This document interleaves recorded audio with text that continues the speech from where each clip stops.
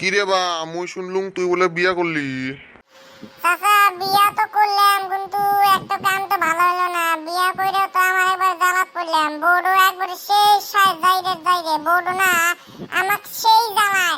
বিয়া কইরা আমাকে সেই ঝামেলা পড়লাম। আমাকে বড় দিবস দিয়ে আমি আরেকটা নতুন তা বিয়া করবো ভালো চেয়ে।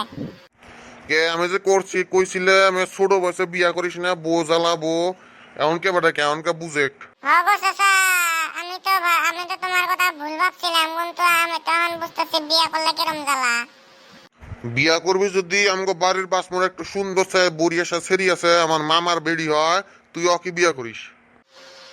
কি চাচা, তাহলে তো আমি ওকে বিয়ে করবো। তাহলে তুমি কথাবার্তা একবার সম্বন্ধ পাক্কা করে ছুঁয়ে দিও।